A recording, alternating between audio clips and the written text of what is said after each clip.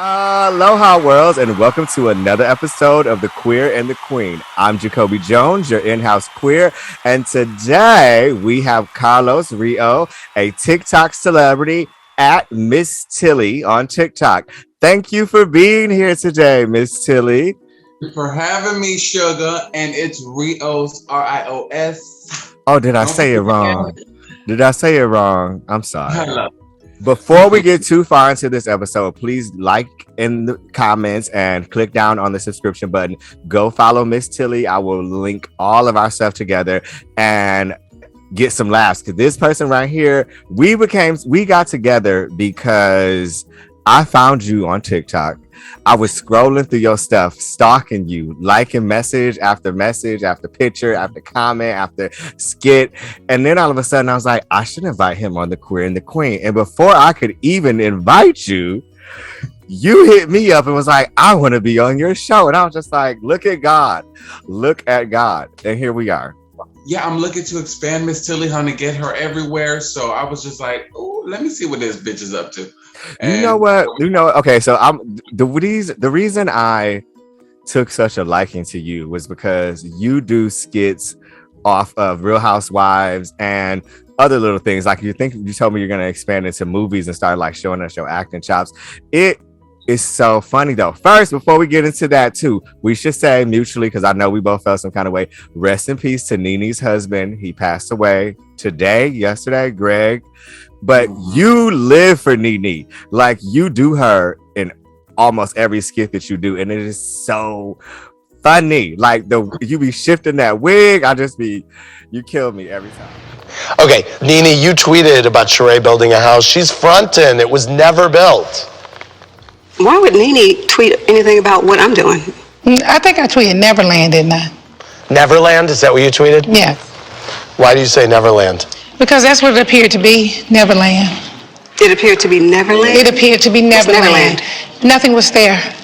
Did you drive past there? No, I saw it on the television. Nothing was there. You can do whatever you want to do, say whatever you want to say, move on to the next question. I said Neverland, and I ain't changing. Well, I ain't changing, boo. You don't have to. Neverland. You don't have to. Come visit. No, you visit Sticks. I love Nene, and yes, rest in peace, Greg, honey. So sad. So We're sending her lots of love and positivity, because, honey, she needs it. Love and positivity will heal the world. Okay, I have a question. What is it about Nene that you love so much? Her big personality, I love strong women. As gay men, I think a lot of us like strong women, and we like women that don't give a fuck. I'm allowed to curse, right? Yes, okay. Yeah. Because TikTok is a little different, y'all. Okay. TikTok will block me for 30 days. We like women, and I like women that are strong. Well, I don't like women because, honey, I'm gay.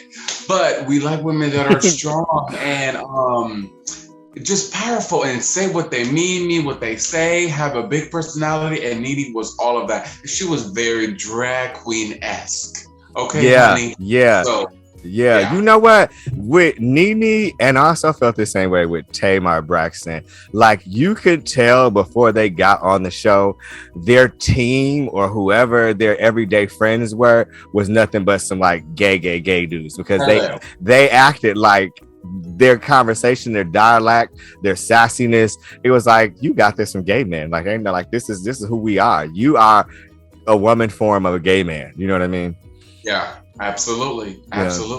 So speaking of the Real Housewives of Atlanta, recently I saw today Kenya Moore is going to be on the 30th season of Dancing with the Stars. What do you think about that? Listen, I ain't never seen Kenya dance, but that booty jiggling, honey, that booty's gonna be jiggling everywhere. You make a good point. I cannot recall them dancing on the Real Housewives of Atlanta, like her at a party or an event or a function, and they are Black women who you would hope have rhythm. She better. I mean, the only dancing I've seen her do is the twirl, Gone with the Wind Fabulous. That's but about you it. know what though? I mean, I think she'll do good, because for one, was she Miss America, Miss USA? Miss USA 1993. Oh, okay. You better get it right. You better get it right, Portia. There we go. I think that she'll do really good because I just have this feeling. Like, so outside of that, today Lil Nas's album cover came out. Hello. Did you get to look at that? That body, honey. So you saw. I feel like he's giving me Madonna and a gay man. Right. You know what I'm saying? Man. Madonna is a gay man. But no, because he's like pushing the envelope, and Madonna did that. You know what I mean? Cher did that. Madonna did that. You know, like, and I can't recall other than there was this beautiful chocolate skinned woman from the 90s and the 80s. She was in that movie Boomerang. I can't think of her name exactly, but she was the only black woman that reminds me of like bold, bodacious, I don't give a fuck. You know what I mean? And he does that for me. And you know what? I feel like he did it smart. He came into the game and he didn't tell nobody his tea. He became a huge superstar. His song Old Town Road was for 19 weeks it was #1. It surpassed Mariah Carey, and I was not so very happy because no tea, no shade, no pink lemonade. But because he was a gay man, oh honey, it was everything. I don't know. Was he out? No, because I remember very clearly. I was friends with these black dudes, right? And they like, you know, in the world, thuggy, drug dealy kind of people.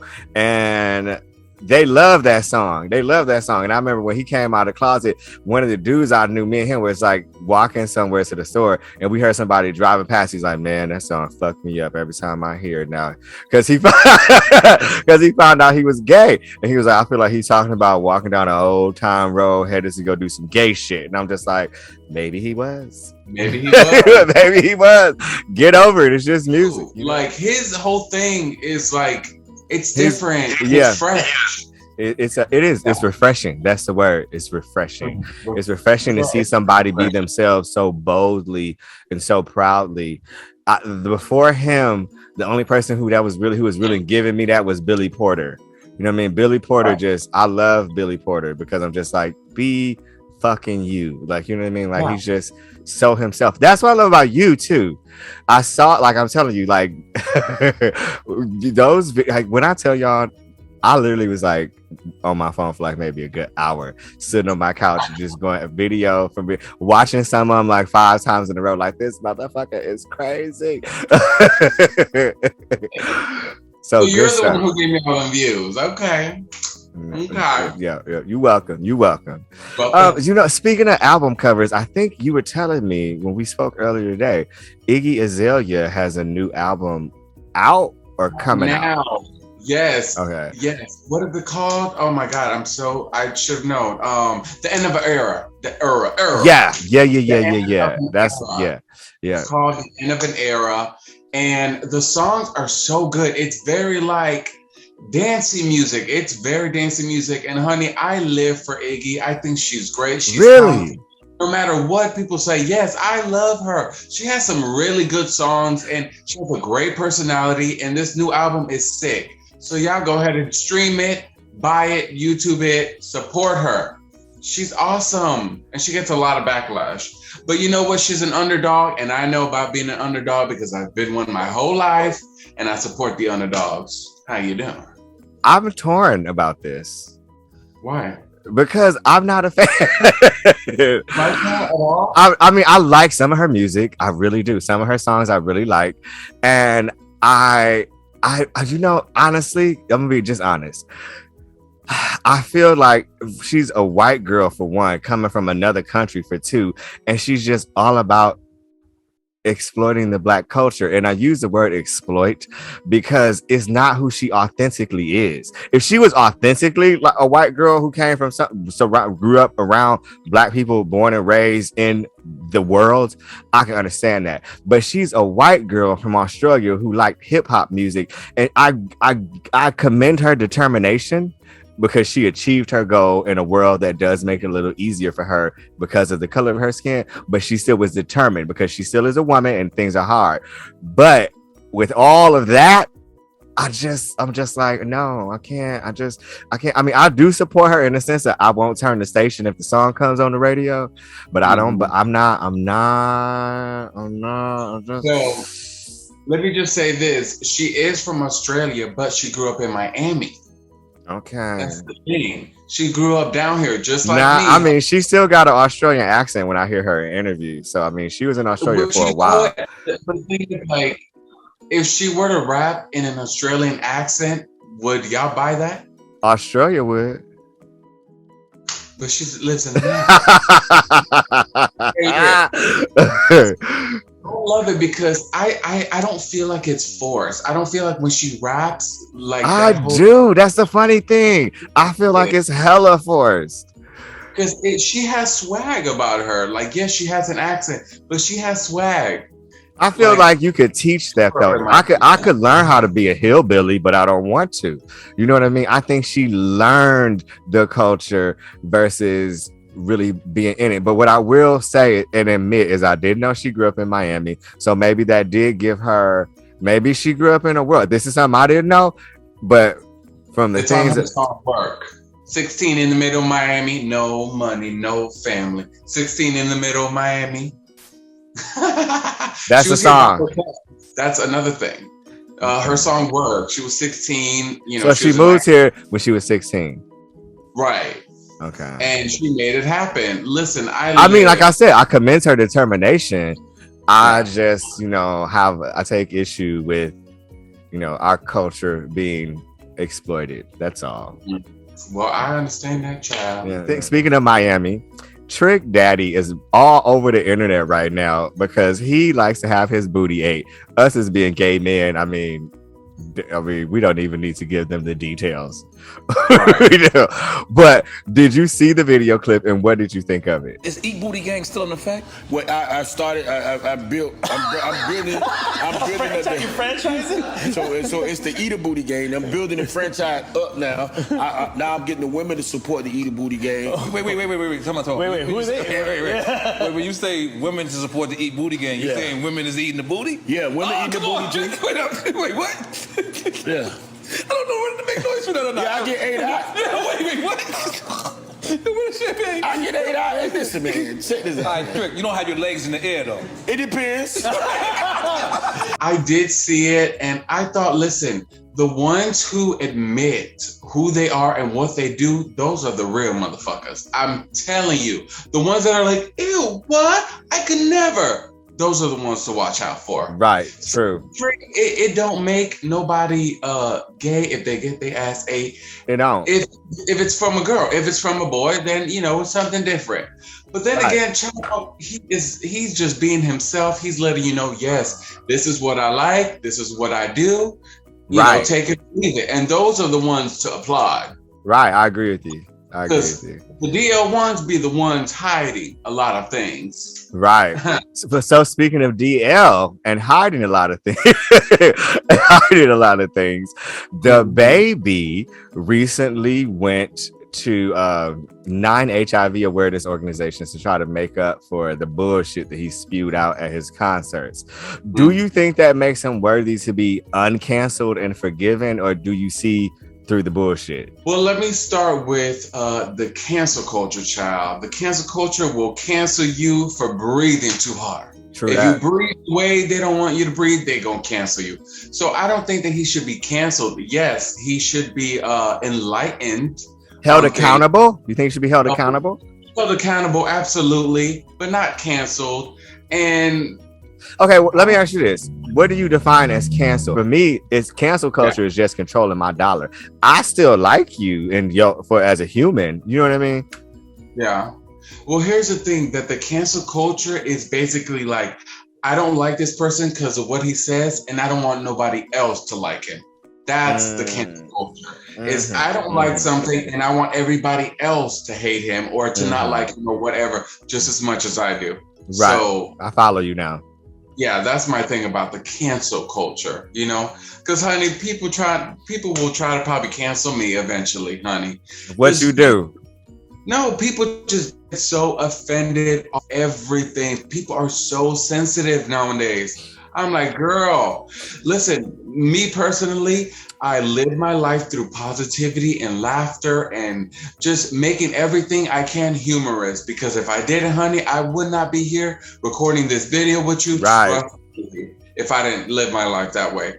So, and that's how everybody should. Just, girl, don't take it that serious. It's not that serious. You know, when somebody like him says something that silly, of course, you know, try to just educate him a little bit. Just educate him. He is trying to, so it is what it is. You know, he'll know for next.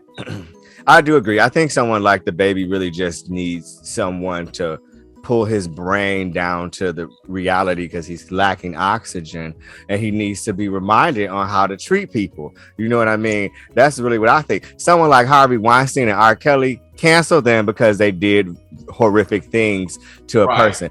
You know what, kind of, I guess. Well, no, that's all I'll say about that. So before we get out of here, would you like to do a series of hot and spicy question and answer? Oh, yeah. It gets hot.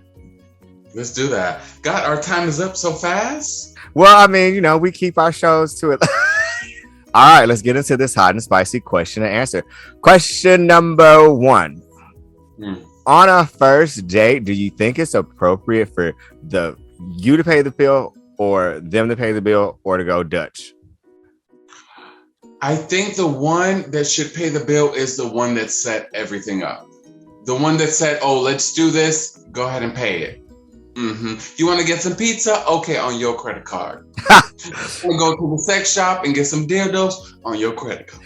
That's so funny. You know what, though? I have an issue with, I guess it's a control issue when I think about it, because I don't like feeling like I owe someone something. I'll let people buy me stuff and stuff like that, but if I'm first meeting you, I don't want you to think I'm cheap. I don't want, you know what I mean? Like, so I'm always like, let's just split it. You know what I mean? Like, that's how I mean, I went out to lunch with my cousin visiting the island today, and I was like, no. Let me pay for me. You know what I mean? Yeah. Okay. Well, yeah, that too. I mean, okay. Question number 2 is coming from Carlos. My question would be, when you're in a relationship, what do you think about having an open relationship or / like threesome kind of deal? What's your deal? I would not do an open relationship because I'm territorial. I like what's mine. What's mine is mine. Like, I mean, I don't feel like, I don't want anyone to feel like they own me, and I don't want to feel like I own anyone. But I do want to feel like that's only specially for me. You know what I'm saying? So absolutely. I wouldn't do an open relationship. And I probably wouldn't do a threesome either. I've done them in the past with other people who were in relationships and I was the third person. And that was fun for me in that moment. But I would get mad at like someone else if I was like with someone and they shared their ecstasy face with another person like that. I would have issues with that. Not ecstasy. You know what I'm saying? Well, what about you? What about you? So I wouldn't. I'm just like you. I'm territorial. What's mine is mine, honey. I'm not trying to be sharing with nobody. Now, if I'm single and it's with, 2 other people, maybe every now and then. More so when I was younger. I'm still young because I'm 30. But more so when it's true. When I was younger, I was wild. Me too. The things I could tell you, I'd rather not because. Well, after this, we'll talk. Question number 3. You said you wouldn't, because I've had a guest before who was in a polyamorous relationship. Do you know what polyamory is? Where they're like with 2 other people. Well, yeah, and with them it was, she's a woman who was bisexual, so she had a husband and she had a wife, and they all 3 lived together harmoniously with their kids and everything. Would you ever be in a polyamorous relationship? Like, do you think you could fall in love with more than one person? Oh, no. I mean, yes, because it would be I love me and then I love my partner. That's 2 people. And that's about it. That's I think because I have such a big heart and like I'm such a loving person, I could love more than one person, but I I would choose because I wouldn't. I don't like hurting people. You know what I mean? So I wouldn't like. I would choose. Like I would make myself be like, no, you have to pick one. No, you know what I mean? But I wouldn't be conniving. You know what I'm saying? You know what I'm saying? Yeah. It's too much. It's too complicated. Listen, at 30 years old, I want my life to be simple. But you know what, though? Some people like complicated, though, because I have met people in their 50s and 60s, straight and gay, male and female, who are in some of the most toxic relationships. And I have always broken it down to their concept of love is different. Like they're addicted to being in turmoil or toxicity or being treated like shit. One of the three. Like you addicted to being. I call it "fuck you means I love you" syndrome. You know what I mean? Like they're addicted to being treated like shit. But with that said, thank you for being here today. This is a great conversation. Me and Carlos will be having many more conversations. He's going to be a regular guest here on The Queer and the Queen, as well as our guest who's a polyamorous. Her name is Christy. Maybe the three of us to do an episode one day because she is also a part of the LGBTQ community. And we're going to be doing reviews for the upcoming season of what is it? 14, you said? 14. Season 14 of the RuPaul's Drag Race. We have a lot to talk about when it comes to that. And we also are going to be giving you our commentary on what we think with this new season of The Housewives of Atlanta. Please go check him out with his skits on TikTok, and you can follow him on Instagram. I'll be linking you in. You'll probably see it on the screen right now. And check him out and check me out. And as we always say at the end of these shows, don't forget to smile.